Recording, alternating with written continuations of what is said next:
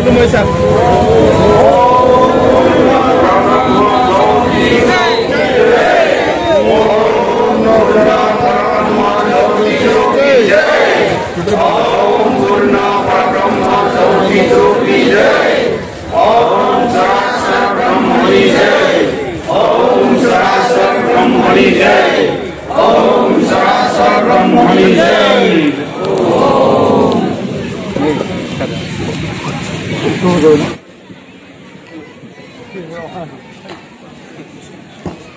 आइमोना फामोना जेराव दं बेयावनो था थांलाय फैलाय दा खालाम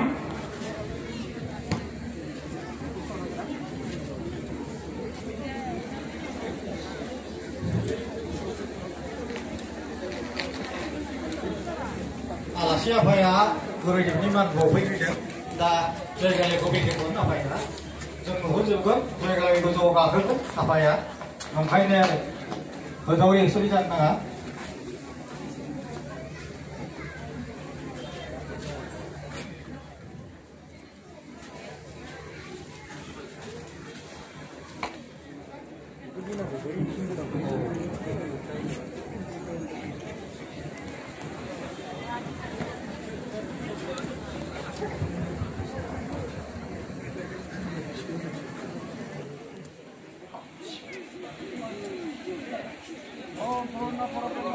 Surubni Jai Om Purna Parabrahma Jyoti Surubni Jai Om Purna Parabrahma Jyoti Surubni Jai Om Sarasar Brahmani Jai Om Sarasar Brahmani Jai Om Sarasar Brahmani Jai Om Shanti Shanti Shanti Sivinang Pujinang जोंनि बे दिनै बेसेबा गोजोनथाव बेसेबा हामलायनो गोनां रंजाथावनो गोनां आरो जों दिनै भाग्यवान होनांगोन जोङो अराय सम बावनो हानाय नङा अराय सम जोङो हेफाजाबै थाबाय थागोन दिनै जोङो जोंनि नैबे मन्दिरखौ बेखेवनो गुरुदेवनि जोनोम सानजों 162थि जोनोम सान फालिनायजों लोगोसेयैनो दिनै जोंहा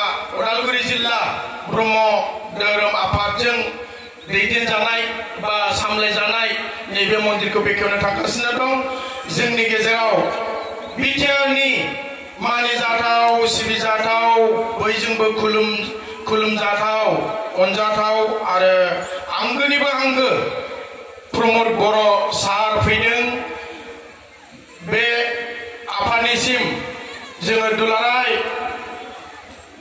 ब्रह्म धोरोम दैदेन आफाद एबा उदालगुरि जिल्ला ब्रह्म धोरोम आफादनि जानानै बे आफादनिसिम रोजा रोजा साबायखर रोजा रोजा खुलुमनाय थाबाय जोङो बे आफादनिसिम जोंनि मोजां मोननाय सिबिनाय अराय सम जों आफादनि मोजां हामलायथि बावहरनाय जाबाय लोगोसे जोंहा आरोबाव जों जोबोद भाग्यवान खाफाल गोनां डिपुटि चिफ बिटिआरनिनो डिपुटि चिफ गबिन्द बसुमतारी साराबो जोंजों दङ दहायनो फैनानै जोंजों लोगो लाफाबाय थादों बे सारनिसिमबो जोङो एखे सुरैनो जों रोजा रोजा हामलायनाय बावबाय सारनिसिमबो जोङो अराय सिबिनाय जोङो बावहरबाय थागोन आरोबाव भाग्यवानजों इएम जोंनि गेजेराव बिटिआरनि इएम रनेन नार्जारी सार दंबावो बे साराबो नै जोंजों लोगो लाफाफैदों दिनै आसुरित जों गोजोनथावना आरो बे सारमोनखौ जों अराय हामलायनाय बावनांगौ इसोरा पूर्ण ब्रह्म ज्योति स्वरूपा सारमोनखौ अराय सम सारमोननि साननाया जाफुंथों सारमोननि गोसोखौ पुरन खालामथों आं आफादनि जानानै आरो आफा इसोरनिसिम आरज गाबनानै आफामोननिसिम बोर सारस्रिनाय थाबाय आं बेखिनियाव सिनायथि होनो नंदों जोंहा मानिजाथाव सिबिजाथाव बिटिआरनिनो चिफ प्रमद बर' सार बे सारखौ गांसे आर'नाइजों जों बरायग्रोबाय आरो बे बरायनायाव जोंहा जिल्ला आइजो आफादनिनो नेहाथारि आइखौ आर'नाइ गांसेजों बरायनो खावलायबाय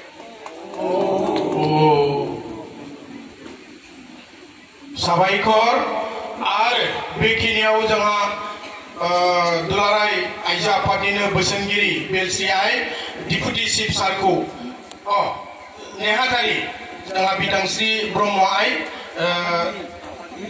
मिरु आफादनि आफादगिरि निमाहा हो बिदांस्रि आइ डिपुटि चिफ सारखौ गांसे आर'नाइजों बरायनो थाखाय खावलायनाय जाबाय। साबायखर गोजोननाय थाबाय आरो इएम जोंहा रनेन्द्र नार्जारि सार बेखौ जोंहा बिएलसि आइ बोसोनगिरि मिरु आइजो आफादनि बे आइखौ आं गांसे आर'नाइजों बरायनो थाखाय खावलायनाय जाबाय। साबायखर बेखिनियाव आङो सारखौ जोंहा नैबे मन्दिर जोंनि जयगशाली ब्रह्म मन्दिर बेखौ बेखेवनो थाखाय आं खावलायबाय आरो खावलायनायनि सिगां बे सारखौ बेवहाय फंसे बुंनो आं खावलायदों आरो एसे उनाव जोंनि जौसाङाव जिरायनानै जोंखौ गोजोनग्लाय होगोन आरो सारखौ बयबो बरायनो थागथियारि जानानै दङ बेनिखायनो सारखौ आं खावलायखानाय थाबाय। उदालगुरि जिल्ला ब्रह्म धोरोम आफादनि बानजायनायाव दिनै बेवहाय अराय समनि थाखाय लुफुंनाय बे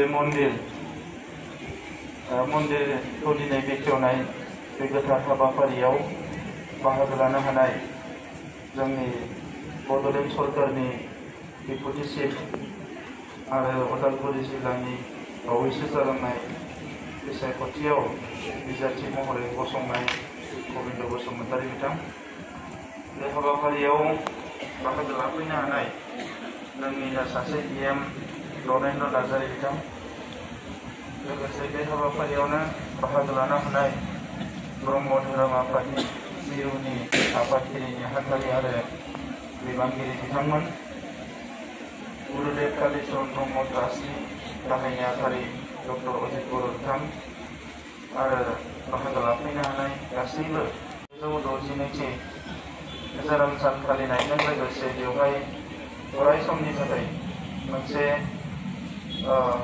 मन्दिर लुफुंनो हादों बेवहाय आवथि सावनाय मोनसे थानसालि लुफुंनो हादों दा बेनि थाखाय आङो जाय बिथांमोना बेखौ लुफुंबाय बिथांमोननो गोसो गोरबोनि साबायखर बावदों आरो जाय बिथांमोना बेखौ लुफुंनायाव कन्ट्रिबिउसन होबाय बिथांमोननोबो आङो साबायखर बावदों। दा बियो उदालगुरि जिल्लायाव थानाय जोंनि इसोरखौ सिबिग्रा गुरुदेव कालीचरण ब्रह्मनि माखासे सानथौ सानस्रिफोरखौ फोथायग्रा बे गासैबो सुबुंनि गोसोखौ गोथार खालामनो थाखाय मोनसे मोजां जायगा बेवहाय लुफुंनानै होबाय। दा बियो जोबोद मोनसे गोनांथार खामानि होननानै आं सानो। दा दिनै बे हाबाफारिखौ मावफुंनायनि थाखाय आङो बिथांमोननो गोसो गोरबोनि साबायखर बावहरबाय। बाहागो लानाय साफ्रोमनोबो रंजालि बैसागुनि गाहाम हामलायनायखौ आङो बे समाव बावहरबाय। दा गुबै खोथाया जाहैबाय जोंनि माहारिखौ मोजाङै लाखिनो जोंनि समाजखौ आब्रुथिजों लाखिनो जोंनि इयुन जोलैफोरखौ मोजां मोनसे लामाजों लांनो थाखाय जोंनि आध्यात्मिकता स्पिरिचुवेलिटी जेखौ बुङो बेजों जों थांनांगोन।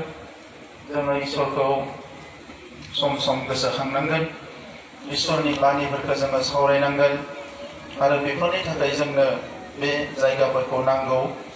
दा बेनि थाखायनो आङो मिजिंथिदों उदालगुरि जिल्लानि गासैबो रायजो राजाफ्रा बेवहाय सम सम फैनानै बे हाबाफारियाव बाहागो लागोन आरो मोनसे सोद्रोम आरो आब्रुथि गोनां समाज दानाय जायखौ गुरुदेव कालीचरण ब्रह्मआ 19 जौथाइनि जागायजेननायावनो मावजेनदोंमोन। बर' हारिनि बै समनि माखासे गेना गोरोन्थि गोनां रायजो खुंनाय एबा गावनि सायाव फोथायनाय गैयै बे थासारिफोरखौ फोजोबनानै मोनसे गोख्रों समाज दानायनि जे हाबाफारिखौ गुरुदेवा जागायदोंमोन। दा बेखौ नैबे समाव जोङो आरोबाव गोख्रोंसिनै बिथांनि सानथौ सानस्रिजों लानानै दावगालांनो थाखाय जोङो हाबा मावनांगोन। दा बेनिखायनो ब्रह्म धोरोम आफादा नैबे समाव हारसिं नङा, जों बयबो बिथांमोनखौ अराय सम मदद होलांगोन। बेजों लोगोसे जोङो सरकारनिफ्रायबो जोंनि हारिनि जायफोर गेदेमा सुबुंफोर जायफोर जोंनि अलंबारफोर बिथांमोनखौ फोथांना दोननो थाखाय बिटिआरनि आथिखालनि सरकारा जोङो नारा नाथा नाजादों। बड'फानि जोनोम सानखौ जोङो फरायसा सान हिसाबै अफिसियेलि फोसावबाय। बेबायदिनो गुरुदेबनि जोनोम सानखौबो जोङो रेस्ट्रिक्टेड हलिडे हिसाबै अफिसियेलि फोसावबाय। आरो मैया गुवाहाटीयाव मोनसे मेल खुंदोंमोन, बेवहाय बाहागो लानानै आं फोसावदों। फैगौ बोसोरनिफ्राय गुरुदेब कालीचरण ब्रह्मनि जोनोम सानखौ जोङो गभर्नमेन्टनिफ्रायनो खुंनो आखायाव लागोन। जोंनि ट्रास्टजों आरो आफादफोरजों जोङो लोगो लाफानानै दा नैबे समाव आङो उदालगुरि हिसाबै मोनसे खावलायलांनो सानदों। मैया दाख्लैनिफ्राय माखासे रिपर्ट आंनियाव फैबाय थादों। उदालगुरि जिल्लायावबो ड्राग्स जानायनि लाइमोनफोरनि ड्राग्स जानायनि अनजिमाया बांलांगासिनो दङ। क'क्राझाराव बांसिन, नाथाय उदालगुरियावबो जोबोद बारानिफ्राय बारा जालांदों। दा बेनिखायनो जोंनि थाखाय बेयो जोबोद मोनसे गिख्रंथाव थासारि। दुलाराय बर' फरायसा आफादजों लोगोसे जोंहा ब्रह्म धोरोम, बाथौ धोरोम, ख्रिस्टियान जेसेबां दङ जोंनि माहारि आफादफोर बयबो ज' जानानै थाबैनो उदालगुरि जिल्लायाव ड्राग्स जानायखौ बन्द खालामनो थाखाय जोङो मोनसे गोख्रों खामानि मावनांगोन। आरो दिनै जायफोर लाइमोना बेवहाय बाहागो लाफैदों, जोंहा ब्रह्म धोरोम सिबियारि जानानै आं बिथांमोनखौ खावलायदों जे बिथांमोना जाहाथे बयबो सांग्रां जायो आरो गावबा गावनि लोगोफोरखौ बयबो बुजायो। बेफोरबायदि गाज्रि खामानियाव रावबो थांनो नाङा, बेखौ जाहाथे बयबो बुजायलायो। दा ओंखायनो नैबे बैसागो जाखांनायनि उनावनो उदालगुरि जिल्लायाव एन्टि ड्राग्स मोनसे केम्पेइन जों बयबो सालायनांगोन। आरो बेवहाय बिमा बिफा गार्जेन बयबो धोरोम आफाद ज' जानानै उदालगुरि जिल्लायाव नैबे 2021 मायथाइयावनो सासेबो जाहाथे ड्राग्स जाग्रा जोंनि गथ'फोर थालाङा, बेखौ जोङो थिग खालामनो थाखाय जोङो लामा लानांगोन। मैयासो सासे गार्जेना आंनि न'आव हाबबोदों। बिथाङा गावनि स्कुलाव फरायनाय गथ'खौ रिहेबिलिटेसन सेन्टाराव गुवाहाटीयाव दोननानै फैदों। दा बेखौ खोनानानै आङो जोबोद दुखु मोनदों। दा बेनिखायनो आङो नैबे गोथार सनाव बे बाथ्राखौ फोरमायबाय। आरो गुरुदेब कालीचरण ब्रह्मनि सोरगोआरि जिउ सोलेरनि खाथियाव आं गोसो गोरबोजों खुलुमनाय बावहरदों। बिथाङा अराय सम जोंखौ बयखौबो बोर सारस्रि हरबाय थायो। बिनि थाखाय आं आरज गाबनानै बे गोथार हाबाफारिखौ मावफुंनो थाखाय आखायाव लानाय जाबाय। गोजोन्थों।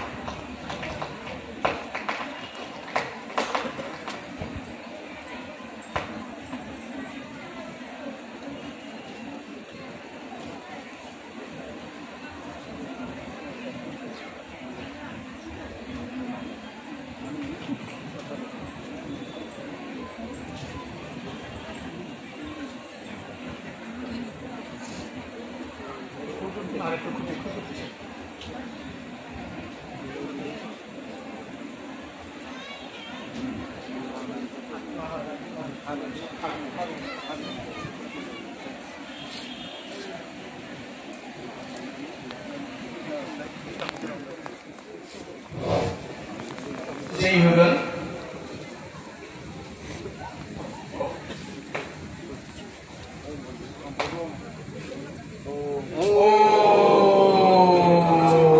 पूर्ण परब्रह्म ज्योति स्वरूपनि जय, पूर्ण परब्रह्म ज्योति स्वरूपनि जय, पूर्ण परब्रह्म ज्योति स्वरूपनि जय।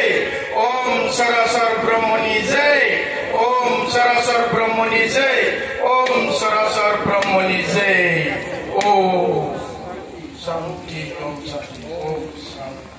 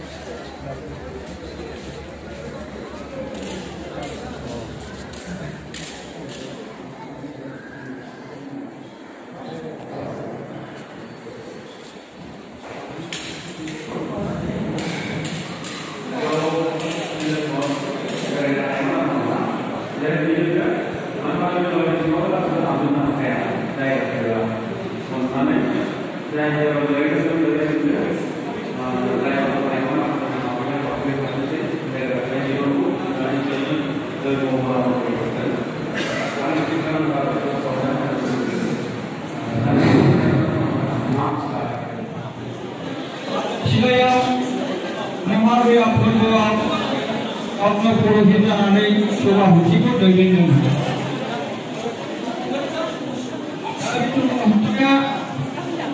जोंनि हिन्दु शास्त्रनि गेजेराव बिजाब दं। बैफोर बिजाबफ्राव बे जगनि खान्थिफोरखौ जों फरायनानै मोनदों। दा बिनि गेजेराव जोंनि बे सैथो सनातन धर्मनि गुरु परमहंस श्रीमद स्वामी आफाया गावनि गोबां बिजाबाव बे जगाहुथिनि सोमोन्दै रेबें लिरनानै फोसावनानै गालांदों। आरो बे जगाहुथिया वेदाव दं, पुराणाव दं, गीतायाव दं, उपनिषदाव दं, बाइबेलाव दं, कुरान शरीफाव दं। मोनफ्रोमबो शास्त्र बिजाबावनो जगनि खान्थिया दं। दा बेखौ लानानै जों दिनै जोंनि बे दुलाराय ब्रह्मधरा आफादा